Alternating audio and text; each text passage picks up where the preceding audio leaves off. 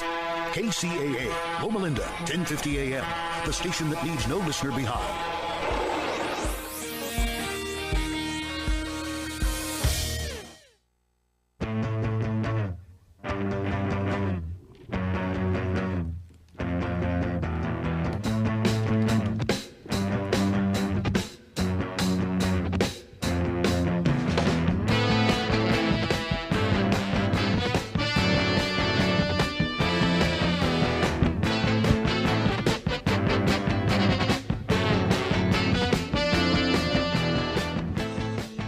Hey, good afternoon, everybody. Welcome to the E Factor, where entrepreneurship meets etiquette. We're creating an environment for empowerment for the people. I am your fill-in host, Ken Powell, and today we're going to be talking and learning all about the group home marketplace. So stay tuned, take notes, and we're going to have an exciting journey.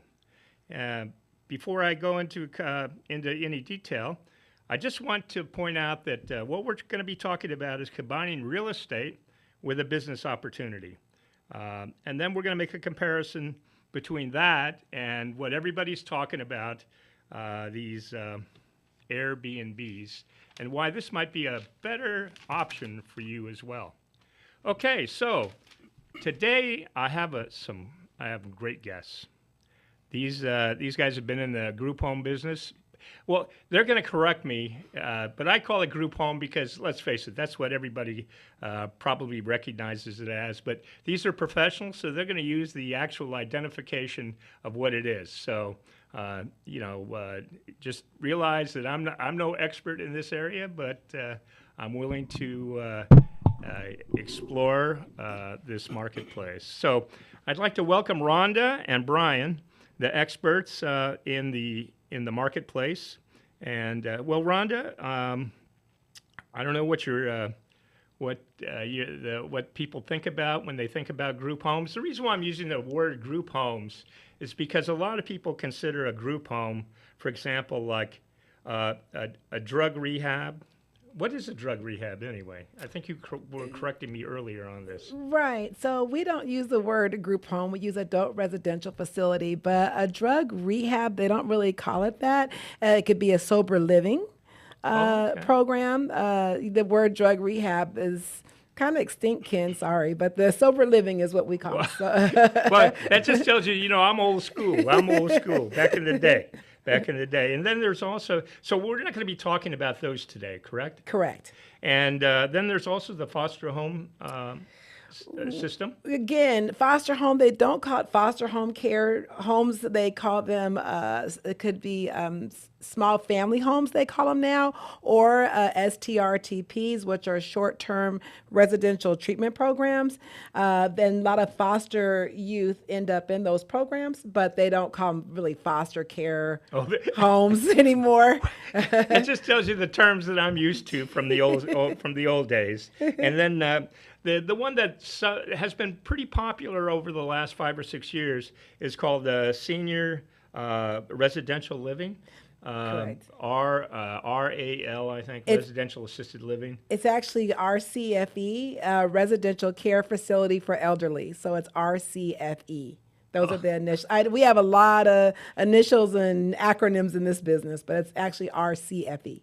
And that's for elderly, yes. Yeah, well, and that's the whole point of me going through these, is because us unfamiliar with the marketplace really don't know what the terminology is. That's why you need to work with an expert like you. Mm-hmm. And we'll get into that probably a little later, sure, as to how we're going to help people maneuver through this whole entire marketplace. Mm-hmm. So then the next one is, oh man, you really corrected me on this one, homeless shelters. So they're always talking about that in the news. LA is going to build like a 10-story massive homeless shelter. Mm-hmm. but it really has a different name. Well, for one, we try to stay away from the word homeless anymore. Now we call them unhoused individuals. Okay. But those homes could be independent living homes, and they're called ILFs. We call it.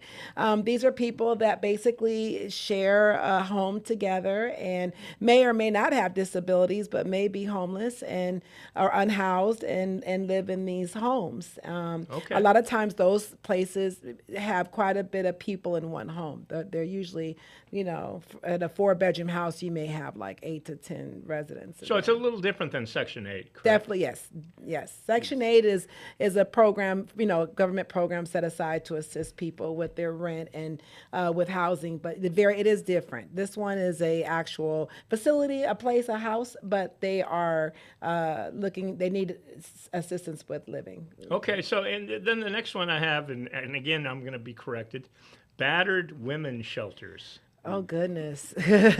Man, I used to teach that.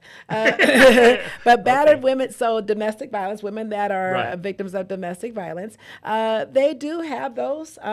Those are available. They don't call them battered women shelters. They're just shelters for people who have experienced domestic violence. Those are actually very secretive homes because the nature of that type of business, they don't want the perpetrators knowing where these women live. But those homes are they're there and they're available, but they're usually very secretive about the whereabouts and stuff like that. It's a process to get into those kind of homes too. Okay, and then the halfway house. What halfway house is? Oh, Ken, you're killing me. So halfway house is still there. That you definitely understand what that is.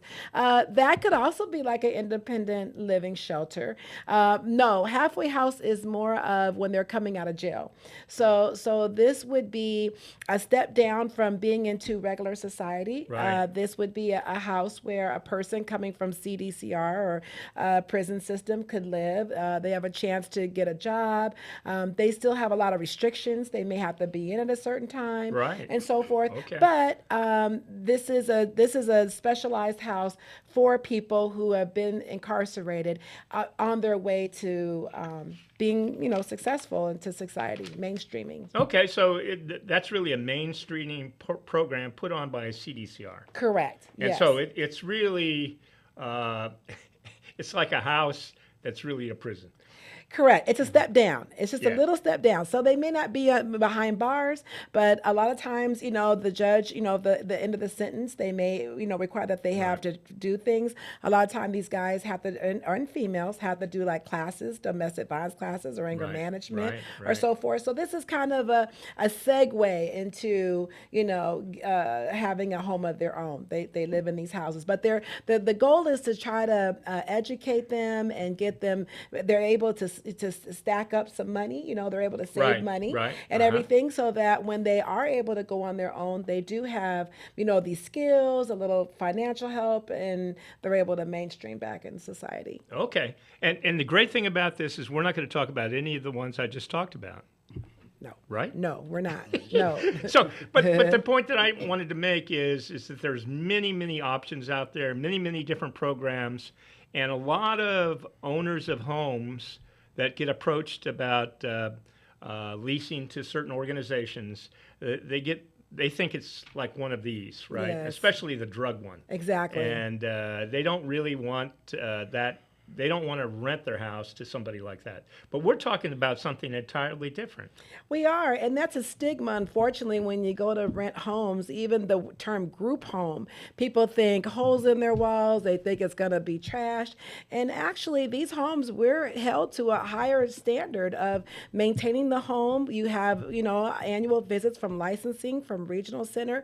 So these homes have to be in good repair. And a person renting this home would also have to carry additional insurance that a regular renter would not have to carry. We have to carry additional insurance to have that business in a home. So if it were me and I was renting a home, I would want somebody who had an ARF renting a home. ARS. Adult Residential Facility. Okay, so we're going to be talking about adult residential facility. Correct. Not residential assisted living. No. Not foster care. No. Not any of that stuff. We're going to talk about where the big boys go, and why many of you have never heard of this, because this is a great opportunity not only to save people, but also to make a couple bucks. Correct. Either as a landlord, right? Yes. Or as an operator. Correct. And we're going to go into a lot of detail. And that's where Brian comes in. You're going to have to wait about 30 minutes, and then Brian's going to tell you all about how you can get your house and how you can get it vendorized, or not vendorized, but licensed. And then we're going to talk about vendorization here in a minute. So kind of what we're looking forward to doing is laying out what the game plan for going forward with this program. So I understand that there's multi levels. So there's like but I'm a little confused because I talked to a couple people out in Texas and Missouri and Arizona, not Arizona, but different states in the South. And they said, oh, you can run one of these homes without being licensed. So there's two different parts, right? Okay. There's the house itself. The house has to be licensed, no matter what level you do. You have to have a licensed facility. So the house, which Brian will talk about later, but the house has to be licensed. Then the second part of that is the vendorization and the people coming into the house. Then we get into the levels of the type of individual you want to serve. But all of the houses, there has to be some type of inspection if you're talking about persons with disabilities in this. And then when you go into other things like the foster home you mentioned, those don't have to be licensed homes. But in this arena, they do. Oh, okay. So people are actually kind of confused. I think because so. There are so many options, right? Right. And they teach these classes as if they're all the same. Yes. They're not. They're Everything not. is specialized. Right. Funding. Go ahead. I'm sorry. Funding comes from different places. So, if I'm thinking of foster home and group home, I'm looking at state, county funding. If I'm looking at persons with intellectual disabilities, I'm looking at regional center, state. They're different pots of money. So with different pots come different responsibilities. So before we go to commercial, and we're going to go to commercial in just in a second, the beauty of this program, right, is the state pays you. Correct. Yes. You don't have to worry about somebody coming up with any money. No. Okay, it's not like any other type of rental property out there. No. And we're going to talk about how financially beneficial this could be to a landlord, but also to a person who wants to be an operator. Correct. And we're going to talk about all those things after these important words from our sponsor.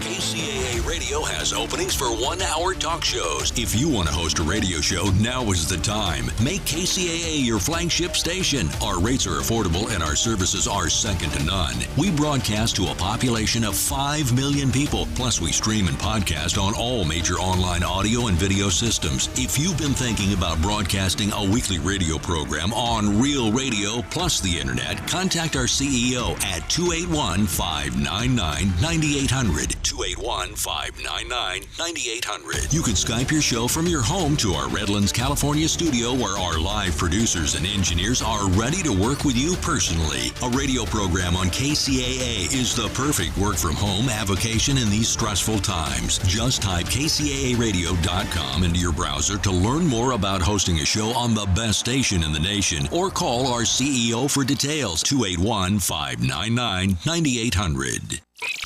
And now, the voices of KCAA with an exciting announcement. Want to hear NBC News or KCAA anywhere you go? Well, now there's an app for that. KCAA is celebrating 25 years and our silver anniversary with a brand new app. The new KCAA app is now available on your smart device, cell phone, in your car, or any place. Just search KCAA on Google Play or in the Apple Store. One touch and you can listen on your car radio, Bluetooth device, Android Auto, or Apple CarPlay. CarPlay. Catch the KCAA buzz in your earbuds or on the streets, celebrating 25 years of talk, news, and excellence with our new KCAA app. Just do it and download it. KCAA, celebrating 25 years.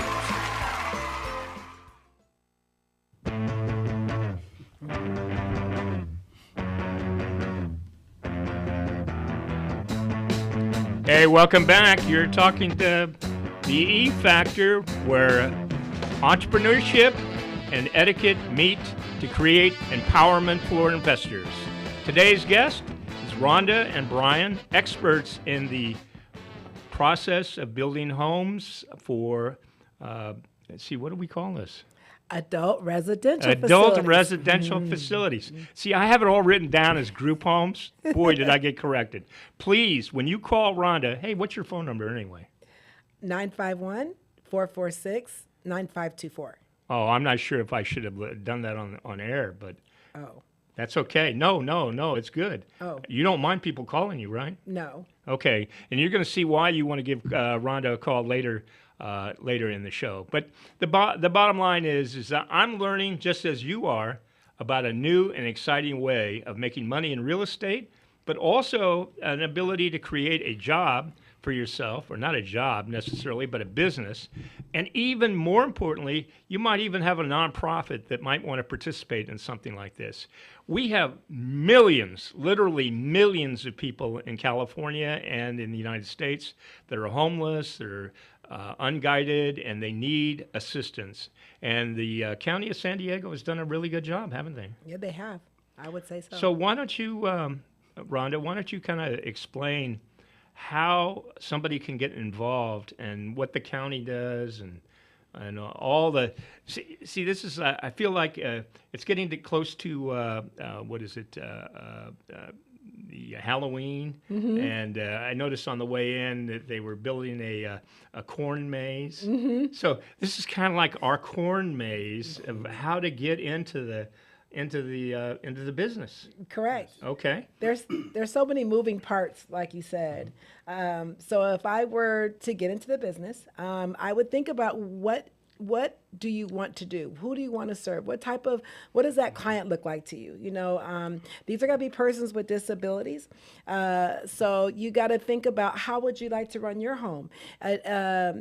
There are goals that are attached to this. So what I want people to understand is if you decide you like this and you want to work and help other people, you want to think about how you want your home. Perhaps you might really want to work on health and nutrition. So you want to make sure you have a home that really emphasizes on that. Or maybe you want a home that you have a knack for wanting to work with people that may not be ambulatory. You know, whatever your niche is, I would start with exploring that. Okay, so let's back up for a second. Yes. So you got into this business.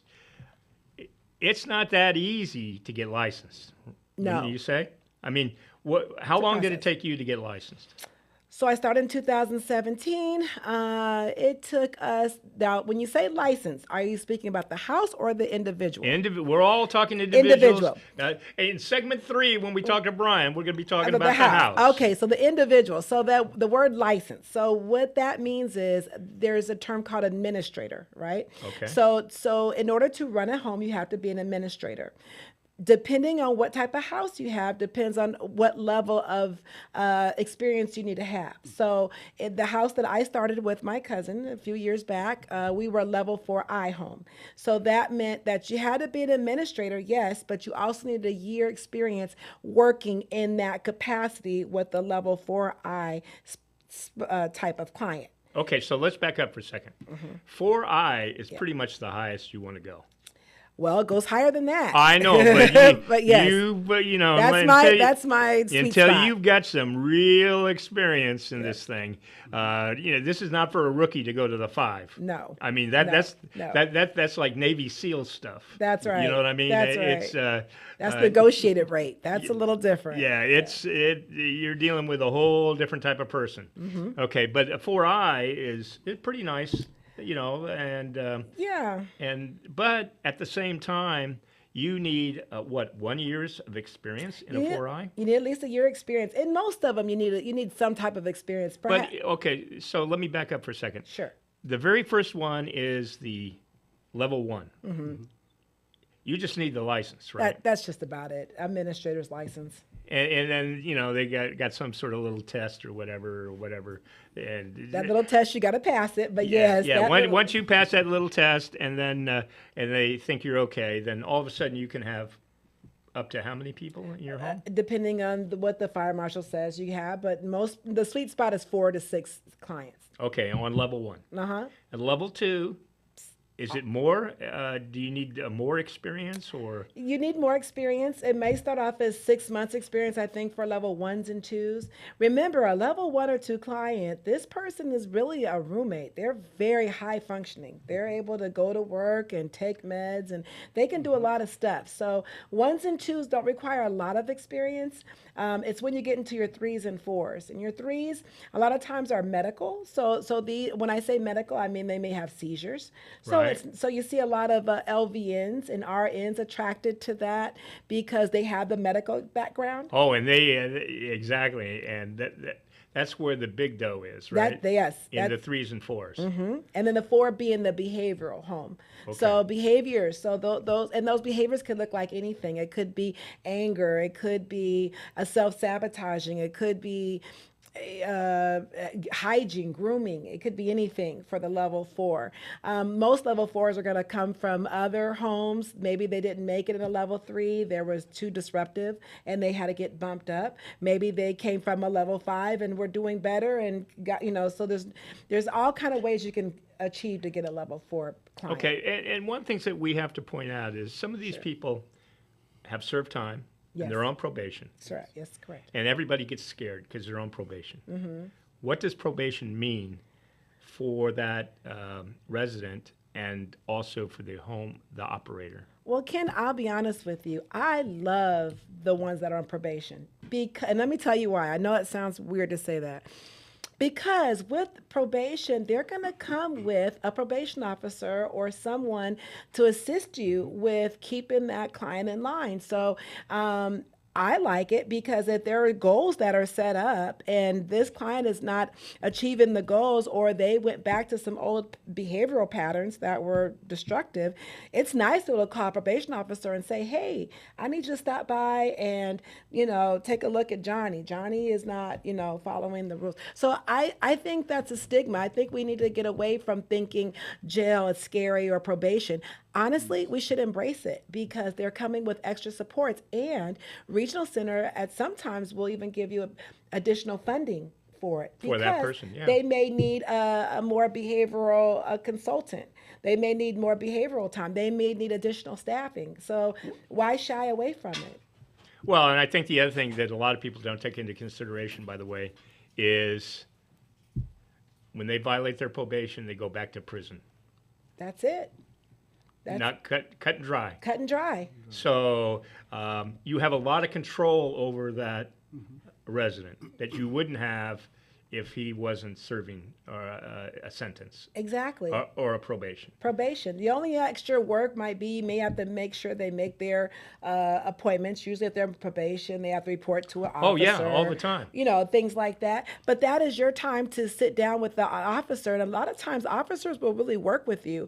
If they know the person has these disabilities but has these behavioral traits, they'll be part of your plan. And together you work with the probation officer to make sure that they execute the plan. Yeah, and it's the same thing for parole. So Correct. Parole, yes. Probation, pretty much the same. So if you were thinking, oh, well, what about a parolee? Same thing. A parolee is actually it's worse for a parolee. Correct. In terms of supervision. That's correct. Because with a parolee, the parole officer can show up anywhere, anytime. Yes. And they do. And they do. Yeah. And they do. And so that actually makes the house a little calmer. I think so. And the other residents respond to that as well. The other residents. Well, yeah, when you see a bunch of guys rolling in with badges and guns, yeah, it has a way of moderating behavior. Yes. So that's great. So then if you're a 3 or a 4, you have to serve what I call it an internship for like a year, right? Right. You need that practice. You need that experience. So they want you to work in some type of, be great managerial experience for about a year. You want to be able to be a house manager or a DSP lead. DSP means direct support professional. That's what we call it in this field. You want that experience, and it is useful because then once you want to run your own home, you want to get that hands-on experience of what it's like to work with that client. I would challenge everybody to do that. You want that experience. It does come in handy. Absolutely. So now I'm going to talk about as an investment just for a second. Sure. Because you actually lease several properties. Correct. And the landlords get nice rent, don't they? Yes, they do. And their rent is basically guaranteed by the state of California because you get a guaranteed check and then you pass that check to them. Correct. The reason why I'm making a comparison with an Airbnb, remember Airbnbs get all this extra money, right? Right. Okay, quote unquote, but you have no guarantee that somebody's going to rent your place. That's right. This is all guaranteed money. Oh, yes. And it's guaranteed to go up every year because of inflation. Yes. Right? Definitely. And people that are looking to rent these places, they're not looking for short-term leases. They want 5-year leases at least, or not longer, because all the work it takes to put one in, right. They don't want just a year lease, so that's guaranteed for 5 years. Different landlords do it different ways. Some landlords will make the lease a little, maybe less rent in the beginning, but then when the clients come in, I've seen landlords, put it at market rent or higher, or, there's so many different ways that people can make money. Maybe per client, they might give an additional. It's a lot of different ways, creative financing for real when you're talking about leasing. Well, yeah, and I think as far as being an investor is concerned, yes. If you own a property, this is a marvelous way of guaranteeing rent. Absolutely. A lot of people think, oh, well, I could go Section 8. Well, Section 8 is fine, but Section 8 doesn't pay the kind of money that this would pay. It doesn't. And the properties have to be maintained. That's right. And additionally insured. That's correct. That's huge. We have to carry a 1 to 3, I think it's 1 to 3 million aggregate. So it's like a lot more than your average renter. We have to carry that. And it has to always be in good repair because we're always getting visits. On a monthly basis, you're getting at least one social worker coming in. You're getting all these people that are reporting agencies that are going to look at your property. So your property needs to be in good repair. So anyone renting from someone that has a property, you can just about guarantee they're going to take very good care of your home. Okay, but now let's go to being an operator. Okay. As an operator, you don't have to own the home. No. You just have to get a lease. That's right. So your entry level is pretty low. Yes. I mean, you're going to do 6 months to a year of working for Rhonda. You'll still make money, but not as much money as if you ran your own home. But you got to get licensed. Yes. Personally. Yes. Then the property has to be licensed. Correct. We're going to be talking about that in the next couple minutes. But basically, this is a business. This is not a rental property. No, this is a business. And the bottom line is it's commercial property. Correct. And sometimes I have a hard time explaining that to people because they think of it, oh, well, I'm buying a house. A house is residential. Right. In this case, no. And I think Brian brought this up several times. It's a facility. Yes. Yes. You may think it's a house, but in San Diego's mind, it is a facility. As a matter of fact, even when you go to put your license application in, the application has to be rented to your LLC, not to you individually. It has to be in the LLC's name. So if you are RA Care Homes, it has to be in that name. It cannot be in your personal name. Got it. Okay.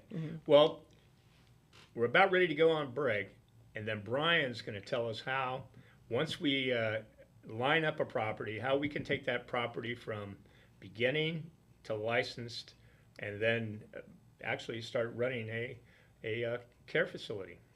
So we'll be right back after these important words.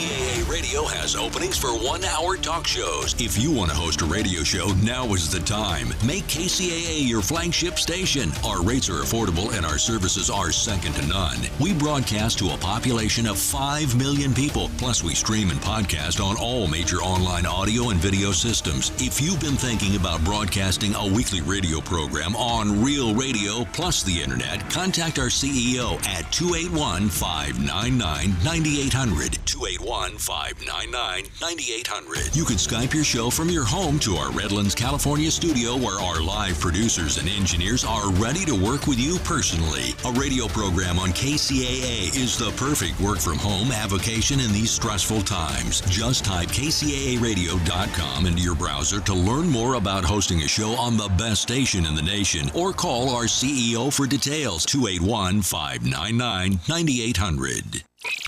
And now, the voices of KCAA with an exciting announcement. Want to hear NBC News or KCAA anywhere you go? Well, now there's an app for that. KCAA is celebrating 25 years and our silver anniversary with a brand new app. The new KCAA app is now available on your smart device, cell phone, in your car, or any place. Just search KCAA on Google Play or in the Apple Store. One touch and you can listen on your car radio, Bluetooth device, Android Auto, or Apple CarPlay. Catch the KCAA buzz in your earbuds or on the streets, celebrating 25 years of talk, news, and excellence with our new KCAA app. Just do it and download it. KCAA, celebrating 25 years.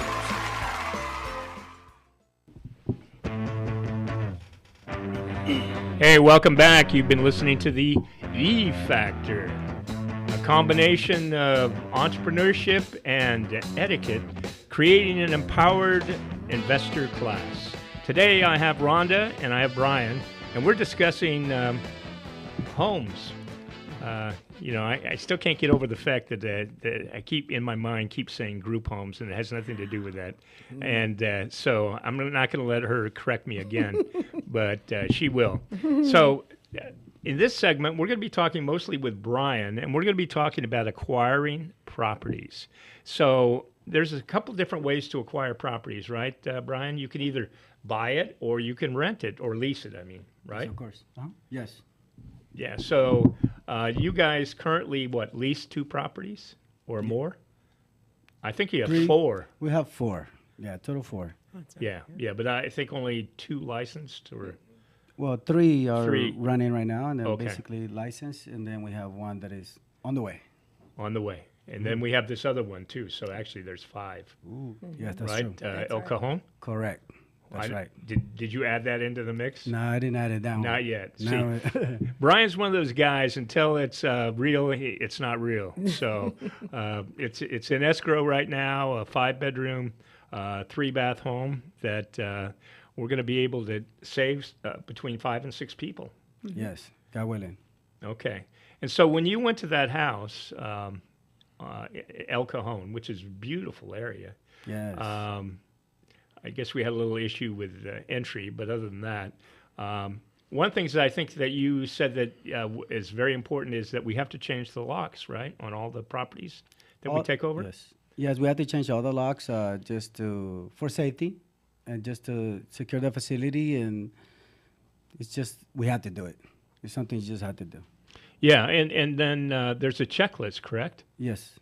And how many steps in the checklist do you got to memorize, right? So you just go through it. Yes, pretty much. Okay. So who's the most important person in inspecting a property after you're getting the property licensed? I hear it's the fire department. Yes, because they're tricky. They like to check really well. They check the alarm. They be pushing buttons. They want to make sure they're all sound to make the same alarm sound at the same time. And if you don't do that, well, they'll direct you to fixing it.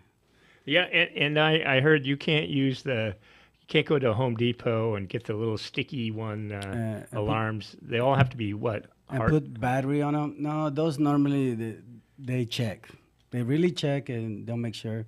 They have to be hardwired, and they all has to be, done correctly, all the way directly to your panel. Has to be connected and all in sync together.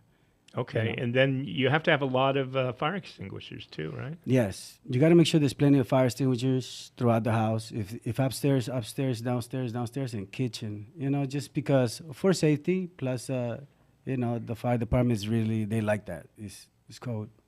Yeah, well, they have a checklist of what type of fire Yes. extinguishers as well, right? Of course. Yeah, yeah. So that's interesting. So, but you were telling me that that's the easy part. The hard part had something to do with what, plumbing? There's a lot of stuff. If you go to a house, like for example the one at Alcohol, the outside looks really nice. Just a few touch up on the garden. I got to make sure I bring a crew and get that done, and we get it done quick. But we also have like, if inside is proper, you know, no wall holes in the wall or there's no tore up carpets and stuff like that, we gotta fix that. So I'm an expert at fixing like everything, but I have people to do it, you know, basically. Well, But we get it done though. well, that's you're the boss, so El Jefe. That's what they say. I don't know. You know, the first time I was called El Jefe, I was actually building a home, and one of the workers said, El Jefe, how are you doing? And I said, oh man, he called me fat. You know, I understood. I was fat, so I was taking it personally. And then I had the plumber pull me over, and he says, "No," he says, "he called you the boss." I said, yes. "Oh my gosh!" So I learned a real valuable lesson on that. So yeah, so you were saying if the plumbing's messed up, the house is messed up. Yes, because when you buy a house, the first thing you got to check is the plumbing. You know, if the plumbing ain't correct, it's gonna make it difficult for the client, you know, to live there, because you know you gotta have running toilets, running showers, and then not just running, but you gotta have like the right temperature. You know, the license will check that it's the right temperature, and if not, you have to fix it. Like in a restaurant? I mean, they're doing the same kind of check. They go fancy. You got to go, you know, the water heater, make sure it's regulated to the right temperature, because they will have a thermometer. They will check. So it really makes sense if you're going to do this to actually probably replace your water heater right away, so that you got a brand new one, so you don't have to worry about the 10-year-old water heater and not passing inspection. Yes, correct. Because it may be good for you, but it's not necessarily going to be good for the house. Exactly, correct. And other stuff that you gotta look for is to make sure that you gotta sure that like the stairs and everything is, you know, free from stuff, because they would check that is you know, it's nice done stairs. You gotta have nice exits, you know, and they gotta be in certain areas where they want it. You also have to have like the sketch of the facility. You know, make sure there's no broken windows, no nothing. Everything has to be like pretty much in great standing. If not, we'll get it there, no problem, in no time. There you go. So how long do you think it takes for somebody who decided, hey, you know what, I want to work with these guys, and how long do you think it would take to turn the house into a licensed facility? It takes about 45 days, but to get it ready to the standard, it depends on the house. It could be a brand new house that they don't take much to do. Maybe hardwire some stuff, fire extinguishers, or maybe adjust for the client. But other than that, okay, about 45 days. But you could do it within a week or quick. It depends on the property. It depends how fast you work, because you know. Yeah. So we want to work as fast as we can, because the sooner it's licensed, the sooner we can vendorize it. Yes. So let me. I'm going to flip over here to Rhonda just for a second. So what do you mean by vendorizing? I know, I was impressed. Look at you saying vendorizing. Professional, Karen. Look at you. So vendorizing is the term that we use that specifically relates to the regional center. So it doesn't matter which regional center, if I'm dealing with Inland Regional, Sandhill Regional, Kern County, all of them, the word vendorization means that determines the level of client that you're going to work with. So if I'm getting vendorized, I'm getting permission from regional center to house their clients. That's the second part of this. So that's why when the beginning, when I was saying, think about what type of client you want to work with. I have a background with behaviors. So I love the idea of working with a behavioral client. So level 4 fits me. If I were someone that was maybe LVN or RN, or I like medical, I might want to get a level 3 because I like that population. If I just really wanted to make a difference and wanted like a roommate kind of situation and someone who doesn't need a lot, but I'd like to have the company, I might go with the 1 or 2. So it just depends on what your interest is in, what kind of client you want to work with. Okay, so let me. We're going to talk money here just for a second. All right, let's talk turkey. Level 1, what, $4,000 a room? Just about, yeah. Something like that. Mm-hmm. Level 2, 6,000. Mm-hmm. No, 5 to 5, 6. 5. Mm-hmm. Okay, 6 if you're stealing all. Well, I mean not stealing, but. Using their Social Security, because you actually get their Social Security check Correct. too, right? And that's really basically for their food and their other expenses kind of thing. So Correct. A lot of people go, well, geez, you got to feed these people. Well, Social Security handles that for you. Well, so. yes. So the Social Security, but out of the Social Security, remember, they get $177 of that, $178 of that. It's Right. called their P&I. But yes, you do Right, get the Social and that's Security. for them to socialize and do things and whatever. Mhm. Now, let me ask you this question, because I don't think I've ever asked you this. Sure. Do they get EBT as well, or no? So that's tricky. They do have EBT. A lot of times, depending on where your client came from, if they were homeless before, because we have had a few that were homeless, and their EBT might be $500, $600, and then they come to a facility and it drops down to like $20, $100. Yeah, $90. Because okay. the county's figured out, their meals are being provided by you. right, So, right. but they do. A lot of them do have EBT. Okay. They all have Medi-Cal. They all have, Okay, health. so they have all the other social benefits. Okay. They do. And then the other thing is level 3, you're looking at what, 6 to 7?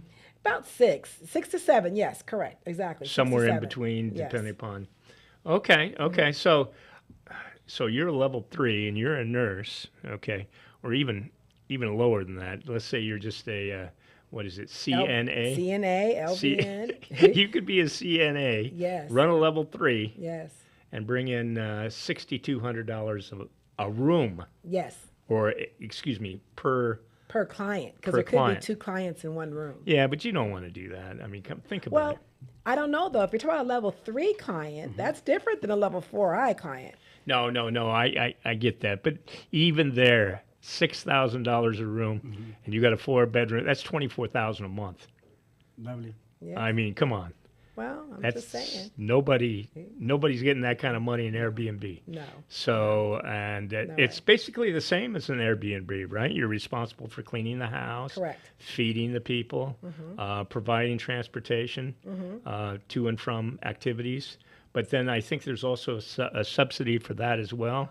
But we won't get into that this time. So think about this a little differently. It's not that you're cleaning the house. It's not that you're really preparing the meals.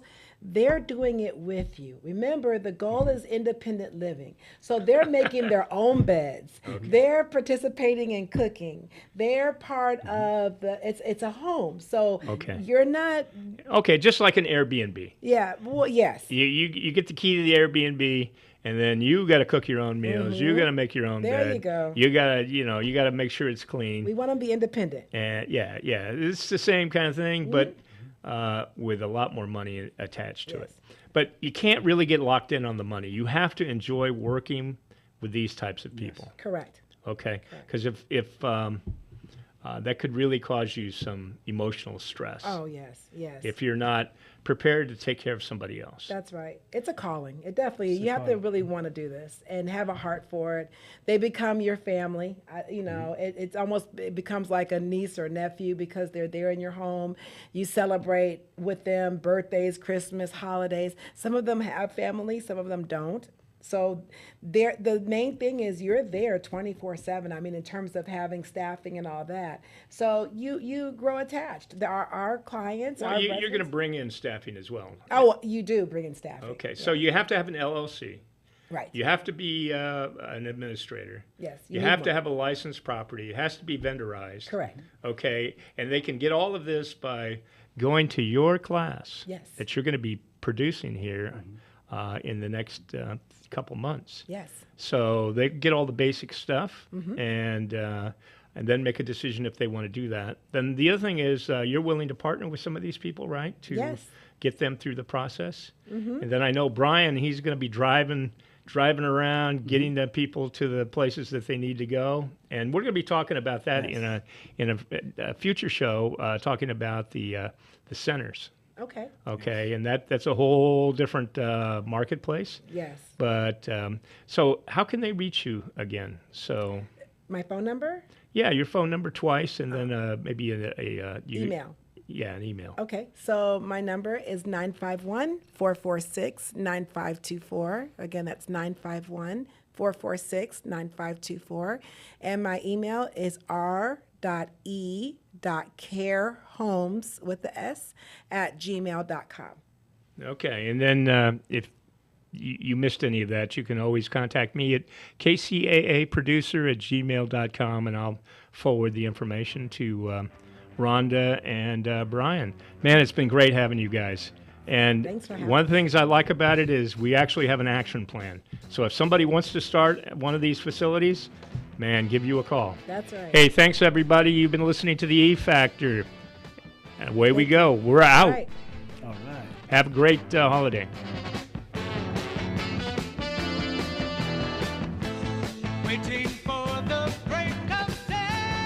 KCAA Radio has openings for 1-hour talk shows. If you want to host a radio show, now is the time. Make KCAA your flagship station. Our rates are affordable and our services are second to none. We broadcast to a population of 5 million people. Plus, we stream and podcast on all major online audio and video systems. If you've been thinking about broadcasting a weekly radio program on real radio plus the internet, contact our CEO at 281-599-9800.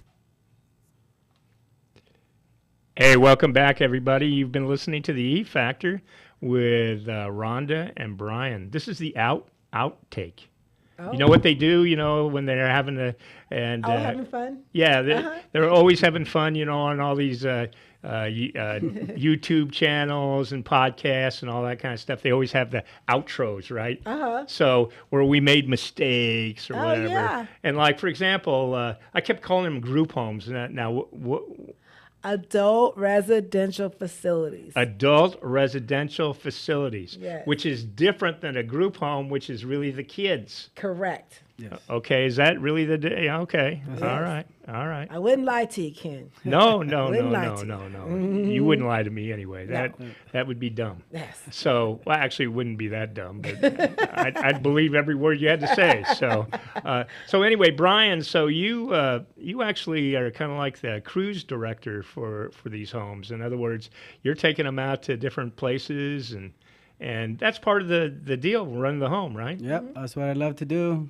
Okay, so I noticed that you took them to the I saw one of the pictures. You took them to the was Dave it the and circus? Buster's.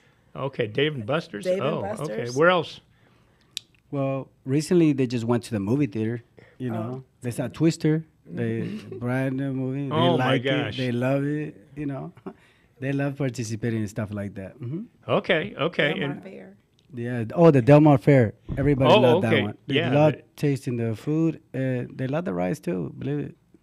And I actually have seen some pictures where you guys had Thanksgiving dinner with your residents. Oh yes, I cook Thanksgiving dinner usually every year for them, and Christmas too. And then the staff and all of us get them presents. And Okay, so how does somebody become a staff member in your organization? it's a good question. If they're interested, I would advise them to. It's called Direct Support Professional. It's how you get started.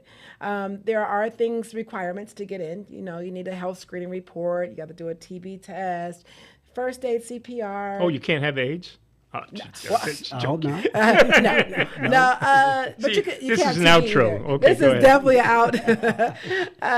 But they have to do. If they're interested in doing that, they would just contact one of our homes and talk to our administrator or our house manager, and we can get them in. Okay, and where could they actually open a home? I mean, you obviously control San Diego County, but I mean, is there other places that? Oh, definitely. Inland Empire is great. It's saturated, really. There's a lot of people in Inland Empire, Las Vegas, Bakersfield, Imperial County. You know, I really think a lot of college kids like this because the hours. They can go do their homework. The overnight shifts are really easy. You know, the residents are asleep, but somebody has to be awake. So it's a great job for people that are retired that just want a little extra money, or if they're in school, you know, this could be a great opportunity for someone that, you know. So what would be the starting range just for a supervisor? I mean, just somebody overnight or whatever. Like the starting pay? Yeah. Usually between $17 and $20 an hour. Okay, Closer to 20. Yeah, it's going to keep Nowadays, getting bigger. Yeah, it's closer to 20 and then going up. Right. But then they could be a lead DSP, but an administrator, the sky's the limit. Administrators have to work at least 20 hours per week in one home, and you can be an administrator of 2 homes. Okay. So that's how administrators can make a good living if they were to have 2 homes. It's scary how good a living they can make. Oh, yeah, they make good money. Oh, yeah. Yeah, but you got to tolerate that 1 year. You got to do that 1 year. You got to pay your dues. Well, but you think about it. If you were a doctor, right, you have to go through an internship as well, right? And, That's right. And so it would be kind of a very similar kind of situation. So. Hey, I was a licensed therapist. I had to go through it for 3 years. You have to be an intern before you can be a therapist. So yeah, we all have to pay our dues. Yes. Oh yeah, oh yeah. Now, Brian, I understand that you were a Marine, right? U.S. Army Airborne Infantry. Oh, excuse me. Okay. Now his voice gets louder. See? Yeah, now it gets louder. If you get accused of being a Marine and you're U.S. Army, yeah, absolutely. You know, but nevertheless, I like my brother Marines. You know, I'm an airborne infantryman. You know. Okay, airborne. But so, are there a lot of people that are suffering from PTSD that might be coming through programs like yours? Yes, matter of fact, I met a friend of mine. I'm not sure if he was going to one of those homes, but he was homeless, and he was side by side with me in Afghanistan. So when you come back, you never know where you're gonna end up due to PTSD. So he was definitely suffering for PTSD, and that was his case. He was homeless, and I met him literally on the street. Like, he was telling me he was homeless, but now I see him 5 years later. He's traveling the world right now. So it depends how you're doing. Mentally, you could be one place. Next thing you know, you're living your dream. So I'm happy. So he jumped out of that bad space and into. Now he has a great job that he travels the world, and right now he was in Kenya. As a matter of fact, he sent me a picture. So he's living the life. He's a businessman now. Oh, just like me. All right. So he's not one of those YouTube stars that are going around. No. You know, and that's the other thing is that you guys have a YouTube channel. What is the name? Indigo. No, not Indiegogo. That's your campaign to raise. Oh, you can bank on it. You can bank on it. That's it. So you can go on YouTube and go to You Can Bank on It. You can bank on it. And you're going to see a whole bunch of shorts about different types of facilities, not just the ones that they do, but residential assisted living and others as well. So the idea is to give everybody kind of a little bit of information about all the different types of ways that you can roll. So yours is really the best. So okay, so now it looks like we're about ready to call it quits, and I really appreciate what you guys have done, and thank you for sticking around for the outro. Yeah, thank you for having us. Yeah, and I'm looking forward to you acquiring more properties and helping more people, and that's really kind of your goal, right? Yes. The money is not really the goal. No. The goal is helping people. Reaching out to people. All right, everybody. You've been listening to the E Factor outro. So we'll be talking to you next week. We'll have Cornelius Bryant will be back next week, and he'll be talking about etiquette and what you need to know about. So anyway, see you next Saturday at 2 o'clock. Have a great Labor Day.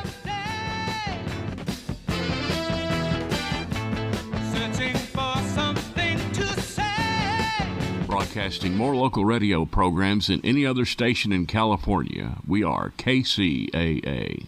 Empire Talks Back. The attitude that, well, the little guy cannot win seems to prevail, despite the fact that over time we've seen that the little guy, if he is persistent, he becomes the big guy. Empire Talks Back. No, it's because maybe people figure out a little knowledge is like smoke. It leads to the fire. Empire Talks Back. I think this drive for equality, this drive for justice is gathering steam as opposed to fading out. I think more and more people realize the importance of the freedoms that America represents. Empire Talks Back with Wallace Allen and Friends, Sunday mornings at 10 a.m. on AM 1050 KCAA. But now it seems like things are finally coming around. The Tri-City Shopping Center in Redlands is serving up some really cool ice cream at La Micho Acana. Then get your chocolates and other delights from See's Candies. Moms and future moms who visit the mall can cool off and relax while they get treated like royalty at Shiny Nails or Francis Nails and then pampered at Texture Hair. The Tri-City Center is filled with retailers who care about you. Shop at the Tri-City Center in Redlands and see why they call it the Mall with a Heart. Tune in to The Ferran Dozier Show. Music marks place and time, the soundtrack to life, Sunday nights at 8 p.m. on KCAA Radio. Playing the hottest hits and the coolest conversations, Sunday nights at 8 p.m. on The Ferran Dozier Show. With an array of music, talk, sports, community outreach, and veteran resources. With hits from the 60s, 70s, 80s, 90s, and today's hits.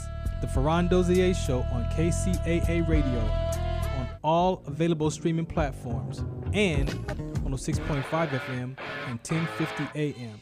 The Ferran Dozier Show on KCAA Radio.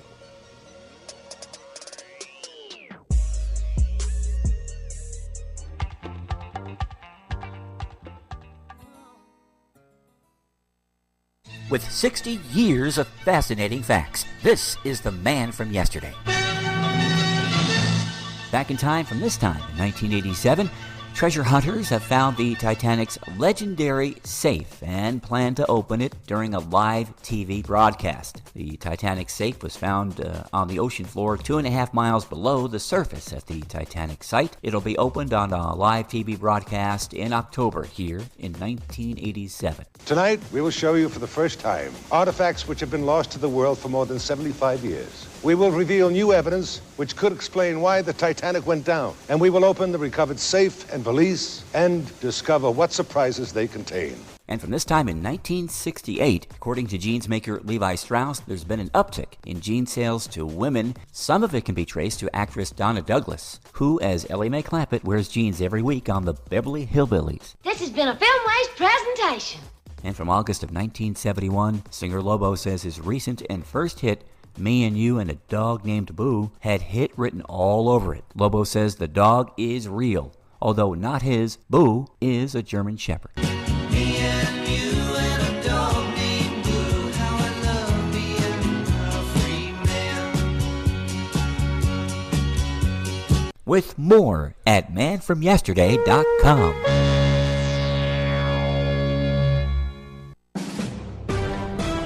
NBC News Radio, I'm Chris Coraggio. The Labor Day travel rush is in full swing, and it's set to break records. The TSA expected to screen more than 17 million passengers from Thursday through Wednesday the 4th. That's nearly 9% more than during the same period last year. Atlanta's Hartsfield-Jackson, Chicago's O'Hare, and Dallas-Fort Worth are expected to be among the busiest airports. And as Katie Gray reports, overall, the skies are getting a bit more friendly when it comes to passenger behavior. The Federal Aviation Administration has received a significant drop in unruly incidences compared to 2021, but still has received over 1,400 reports of rowdy behavior this year. Unruly passengers can face serious consequences, including fines and jail time, with the FBI getting involved in cases of criminal behavior on the flights. WSB-TV reports that the FAA has issued millions of dollars in fines for unruly behavior in 2023, highlighting the consequences of disruptive actions during air travel. The Mississippi Highway Patrol is investigating a deadly bus crash.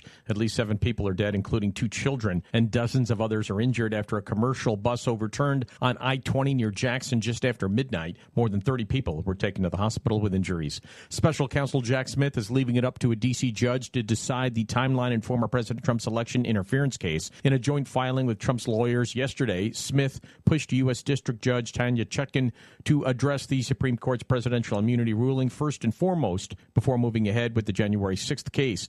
Smith did not suggest a specific timeline and told the court decisions on how to manage its docket are firmly within its discretion. The U.S. is facing another surge in COVID-19. The CDC reported yesterday that COVID infections are increasing in 27 states. The agency warns that very high levels of the disease are also becoming more common in wastewater. COVID-19 related hospitalizations and deaths have been steadily increasing across the country since May. I'm Chris Coraggio, NBC News Radio. NBC News on KCAA Loma Linda, sponsored